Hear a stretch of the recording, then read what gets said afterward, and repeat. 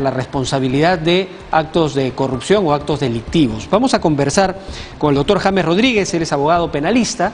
Le damos la más cordial bienvenida. Doctor Rodríguez, ¿cómo está usted? Buenos días, gracias por estar aquí en TV Perú Noticias. Muy buenos días, como siempre es un gusto estar con ustedes, a sus órdenes. No, al contrario, lo que quisiéramos es recurrir a usted como experto para que nos explique cómo funciona la figura del colaborador eficaz dentro de un proceso de investigación. La figura de la colaboración eficaz está contemplada en nuestro ordenamiento penal vigente y, en palabras sencillas, es la premiación que hace la ley o la justicia a un colaborador que se encuentra inmerso en una investigación. El primer requisito que existe para que sea aceptado como colaborador es que esta persona acepte que ha cometido un delito. En consecuencia, viene a ser ya un delincuente. Y no se trata de errores que haya cometido, se trata de delitos que ha cometido y que, consecuentemente, a mérito de estos delitos que él acepta, él se compromete a colaborar con la justicia aportando información trascendental en la investigación para que la justicia, tanto el Ministerio Público y el Poder Judicial, lleguen a la verdad de los hechos y sobre todo a la certeza judicial que más adelante, mediante un acto de comprobación de los hechos que asevera, entonces se le acepta como colaborador eficaz y es a base de esta colaboración en donde finalmente se le va a reducir la pena o se le puede hasta extinguir la sanción, dependiendo del grado de colaboración y de la fuerza que tenga sus declaraciones y la corroboración de estos mismos. De acuerdo. Hablar de colaborador eficaz no necesariamente tiene una estrecha relación con las medidas que pide la Fiscalía y que aprueba el Poder Judicial para iniciar sus investigaciones, una orden de captura, una prisión preventiva o un arresto domiciliario, entre otras. ¿Son dos cosas que están relacionadas, vinculadas o se manejan también por vías separadas?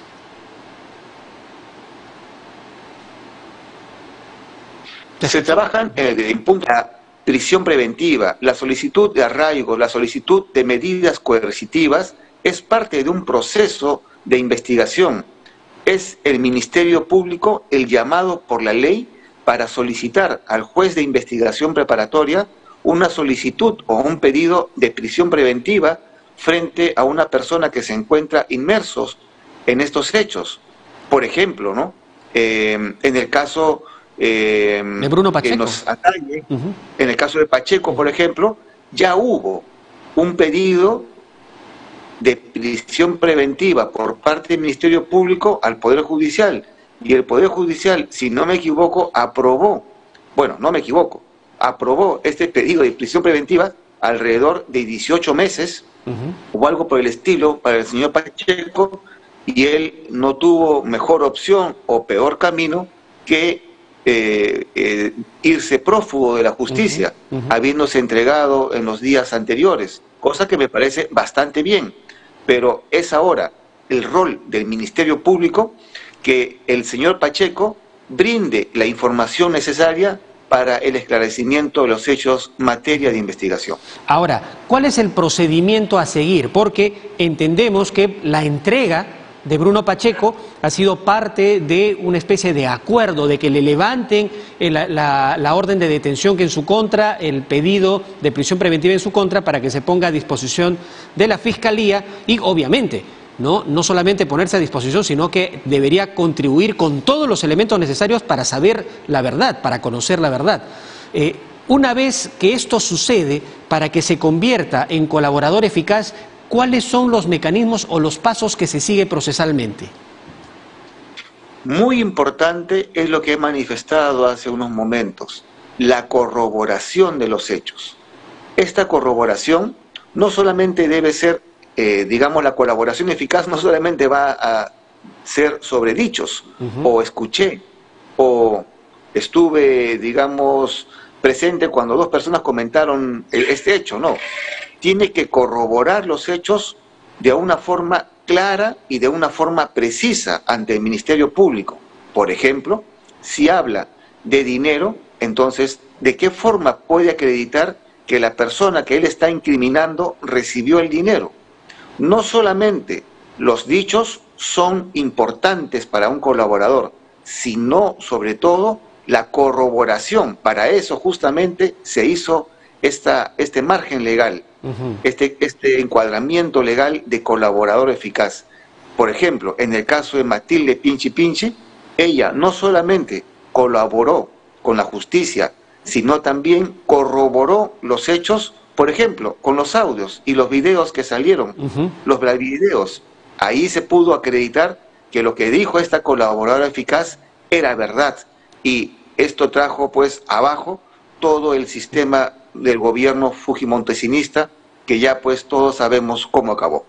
De acuerdo. Es decir, para que un colaborador eficaz, Carelín López, Villaverde, Pacheco, sea admitido como tal y obtenga ciertos beneficios luego de aceptar su responsabilidad como haber cometido un delito, está sujeto todavía a una aprobación del juez. Entiendo que primero la Fiscalía tiene que reunir los documentos, estar convencida la Fiscalía de que efectivamente son elementos probatorios de participación de terceros en la comisión de un delito, y luego lo tiene que sustentar ante un juez para que el juez lo admita. Ese es el procedimiento. Perfectamente esclarecido y muy bien explicado por su parte. En palabras sencillas, el colaborador da la información, el Ministerio Público lo procesa y se lo presenta al juez de investigación de la causa, en este caso la investigación preparatoria, quien mediante una resolución judicial debidamente motivada va a aceptarlo o va a aprobar el proceso del colaborador eficaz, en este caso ya sea de Pacheco o de las otras personas que usted me ha mencionado. Pero el principal requisito es que acepten que han cometido delito o delitos en el proceso de investigación. En otras palabras, ya es un delincuente. No estamos hablando de errores, estamos hablando de delitos. Y estamos hablando de que claramente este colaborador eficaz, si la información que da no es relevante, si la información que da no es precisa, no es corroborable, entonces yo dudo mucho que el juez de investigación preparatoria lo acepte como un colaborador eficaz en el proceso. Y esto va a hacer de que vuelva a ser como un procesado más. Es decir, tendría que ingresar a un centro penitenciario para cumplir la orden de prisión preventiva dictada por el Poder Judicial. Esperemos que esto de acá se aclare a la brevedad posible por bien del país y por el bien de la gobernabilidad. Sin embargo, hay que cumplir todos estos procedimientos. Ahora, a mi entender, todavía no se ha determinado, el Poder Judicial no ha determinado que alguno de los tres que hemos mencionado sean colaboradores eficaces. Todavía no hay una resolución que así lo indique. Y lo que llama la atención es que un abogado, en este caso un apreciado colega, sea abogado de dos colaboradores eficaces. Eso en realidad llama mucho la atención y no genera mucha convicción, porque entre ellos pueden pues generar un dicho para que no se contradiga con el otro colaborador. Esto en realidad, desde mi punto de vista, y estoy seguro que no solamente mi persona, sino también muchos juristas están cuestionando esta clase de, digamos, asesoramientos de dos colaboradores en un proceso de investigación tan delicada, ¿no? Sería bueno de que exista pues la transparencia necesaria en estas investigaciones, porque creemos que el país necesita que estas cosas se aclaren, como le dije, ¿no? En bien de la gobernabilidad, en bien de la tranquilidad ciudadana y en bien sobre todo de que no debe existir impunidad en un sistema como el que estamos viviendo. Doctor Rodríguez, entiendo que cuando una persona se quiere acoger a colaborador eficaz, no es que simplemente otorgue documentos, pruebas suficientes, sino que además hay una serie de medidas y obligaciones que tiene que cumplir. Y generalmente en esos casos se determina que no tenga comunicación con las otras partes, para evitar ese tipo de arreglos, ¿no? Ese tipo de puestas de acuerdo, porque es legítimo que utilicen sus mecanismos de defensa para tratar de aminorar lo más que se pueda la pena que pesaría en su contra luego de haber aceptado ser autores de un delito.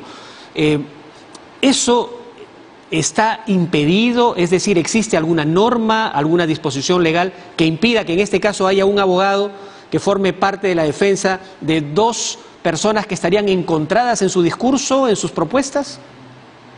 En cuestiones de derecho y en cuestiones de defensa, todo lo que no está prohibido está permitido. Así es. La ley no prohíbe, no prohíbe que un abogado represente a dos colaboradores eficaces. Sin embargo, llama la atención que pueda existir un abogado para dos colaboradores en un mismo caso. Sin embargo, eso dejémoslo de lado. Enfrasquémonos en que los colaboradores deben brindar, en estos casos tan delicados, información relevante que ayude al esclarecimiento de los hechos y sobre todo de que esta información sea corroborada ante el Ministerio Público y finalmente el juez los acepte como colaboradores mediante una resolución, como dije, debidamente motivada y que aporten al esclarecimiento de los hechos criminales, hechos de corrupción que realmente el país necesita una explicación a la brevedad posible. De acuerdo, entonces estamos en una fase de investigación preliminar con la participación de aspirantes a colaboradores eficaces que deberían darle elementos suficientes, probatorios, contundentes a la Fiscalía para que la Fiscalía pase a la siguiente fase. ¿Cuál es la siguiente fase de cumplirse esto que acabo de decir? Debería hacer la Fiscalía en estos casos que nos ocupa en esta conversación. La colaboración eficaz es un cuadernillo aparte dentro de un proceso de investigación. Es como lo llamamos los juristas en cuerda separada. Sin embargo, finalmente, este cuadernillo de colaboración eficaz va a ser incluido en todo el expediente de investigación. Una vez concluido las declaraciones, las colaboraciones, en este caso de los colaboradores eficaces, al cerrarse la investigación, la Fiscalía debe formalizar, ya en el proceso antiguo, formalizar la denuncia o abrir ya una etapa de un proceso oral, un proceso judicial, en donde todas las afirmaciones, todas las declaraciones, todas las investigaciones testimoniales, pruebas, pericias, van a entrar a un proceso oral, a un proceso judicial, ya no, digamos, en una investigación, sino en un procesamiento, en donde en un proceso con todas las garantías del caso, el juez, en este caso el Poder Judicial, obviamente, va a determinar la responsabilidad de las personas investigadas, va a determinar el grado de colaboración y finalmente la Fiscalía es quien va a proponer reducir la pena en caso de que las declaraciones de los colaboradores han aportado en forma drástica, evidente y suficiente en la investigación, en la reducción de pena o, en algunos casos, la exhibición, es decir, la nulidad de cualquier sanción a los colaboradores por el grado de colaboración que ha permitido desenterrar, ha permitido esclarecer y ha permitido encarcelar a las personas que se encuentran con la responsabilidad debidamente acreditada. De acuerdo. Existe hasta eximir la pena a un colaborador eficaz, dado el grado de colaboración y el grado de información que efectivamente aportó a esta investigación. Ahora, después de este grado de investigación, ya viene un proceso judicial en donde se van a encontrar las responsabilidades o absoluciones de las personas investigadas. Y esperemos que el Poder Judicial haga su trabajo a la brevedad posible. Entiendo que en los casos de corrupción de funcionarios, o más o menos parecieran ser los elementos que en este caso está investigando la Fiscalía, ya se rigen bajo el nuevo Código Procesal Penal, ¿no? Es correcto, no bajo el antiguo, ¿no? Ya está entrando ha entrado en nuestro país ya la vigencia del nuevo Código Procesal Penal en los casos de corrupción de funcionarios.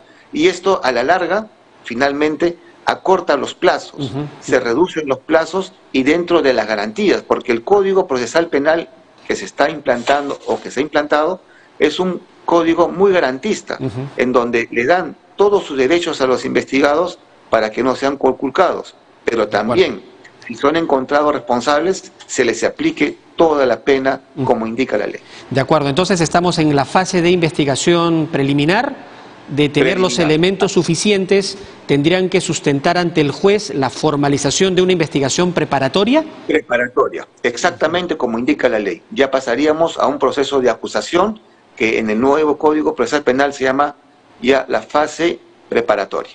De acuerdo.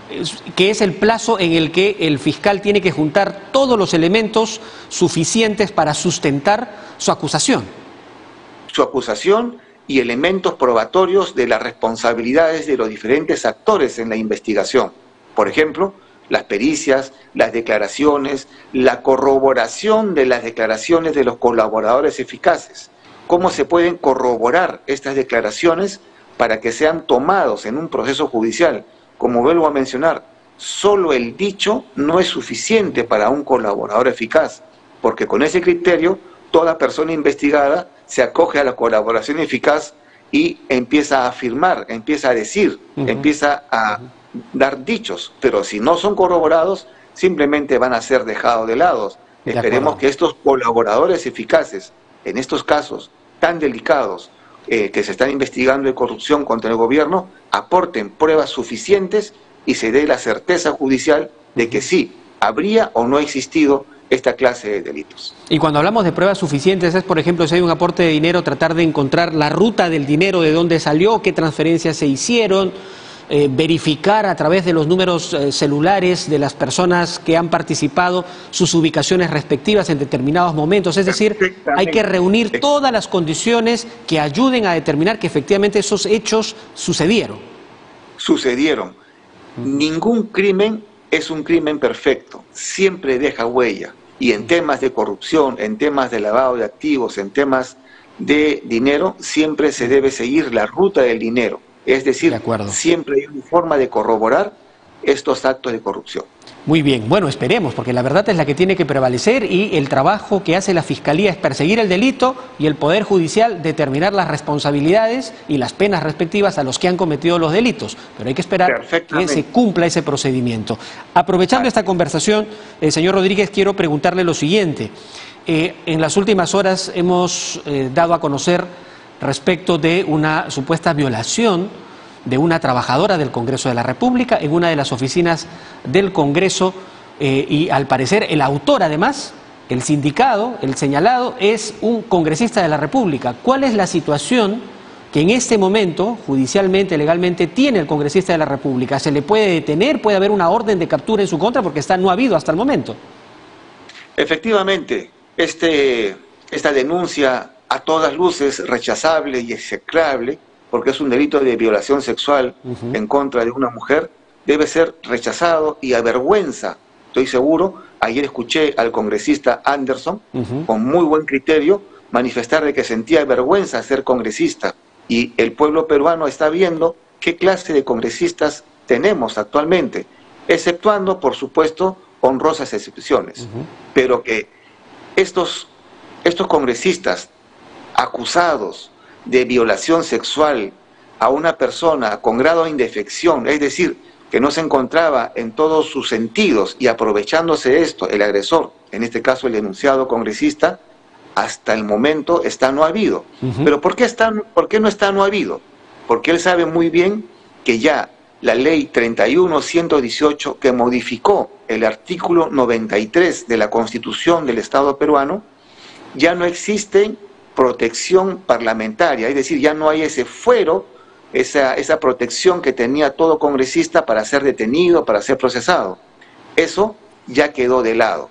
Ahora, un congresista en funciones, si comete un delito, puede ser detenido por la flagrancia del delito y puede ser procesado. Ya no necesita la aprobación previa del Congreso para que esto suceda. Y lamentablemente, este congresista denunciado por abuso sexual dentro de las oficinas del Congreso, cosa que es totalmente rechazable, y estoy seguro que ha generado una indignación en todo el país, ahora está prófugo de la justicia y solamente se ha limitado a dar un comunicado en donde no niega las acusaciones. Así es. No rechaza las acusaciones, solamente dice que se pondrá a derecho y que respeta el derecho de los demás y que se pondrá pues a manos de la justicia.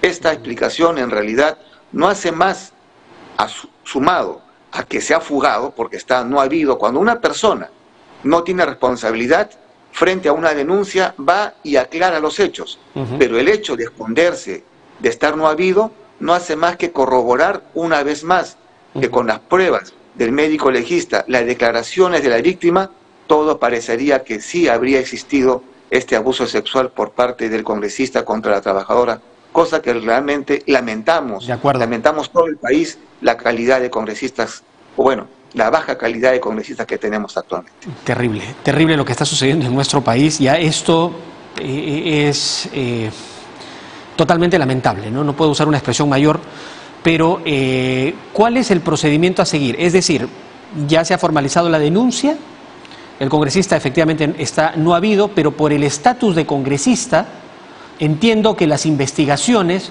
deben ser realizadas por una Fiscalía Suprema, y esta Fiscalía Suprema puede, o de repente ya habrá pedido ante el Poder Judicial una orden de captura, una prisión preventiva al respecto. ¿Ese mecanismo es viable?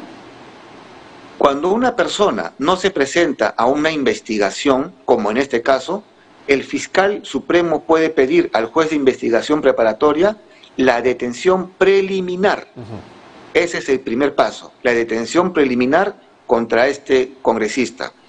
Si no se presenta o se presenta y en esa detención preliminar se encuentran evidencias contundentes sobre los hechos incriminados, en este caso el delito de violación, la obligación que tiene el Ministerio Público es solicitar ante el juez la prisión preventiva contra este sujeto, porque ya no debe ser llamado congresista.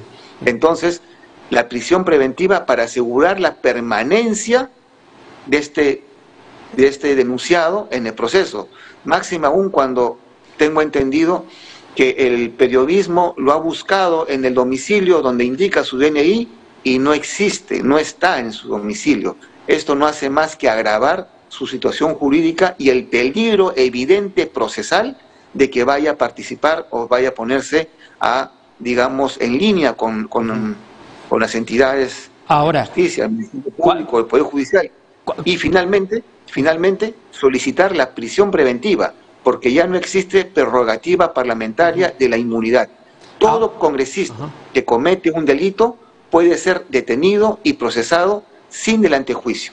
De acuerdo. Ahora, ¿cuál es la sanción que le podría recaer por todos estos antecedentes y por lo que está sucediendo después, ¿no?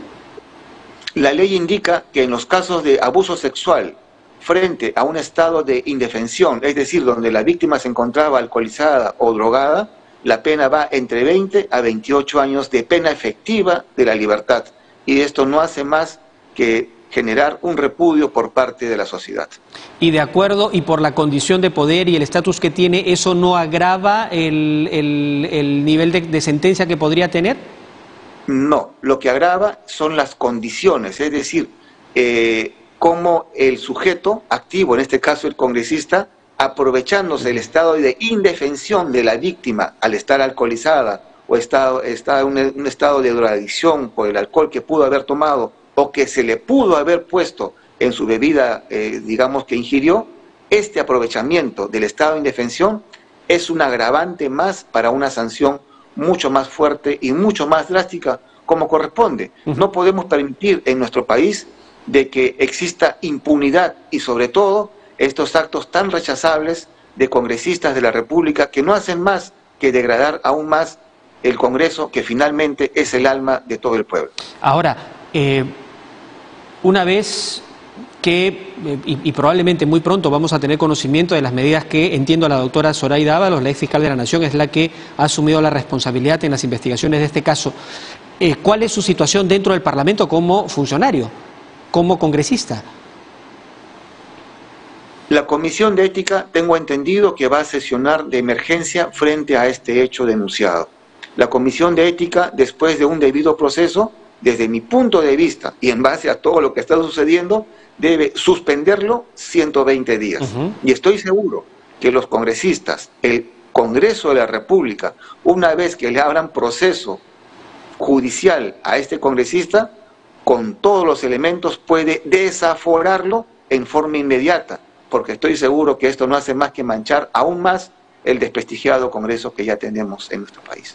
Muy bien, nos queda clarísimo entonces estas explicaciones, doctor Rodríguez. Le agradezco mucho esta didáctica conversación. Como siempre es un honor saludarlos y a través de usted a todo el país. Muy bien, gracias por atender nuestro llamado. James Rodríguez, abogado penalista, ha estado ayudándonos a entender cómo funciona esta figura de la colaboración eficaz, el rol que cumple la Fiscalía, el Poder Judicial en estas investigaciones y, por otro lado, la situación también que enfrenta este congresista acusado de violación sexual que no ha habido, todavía no conocemos.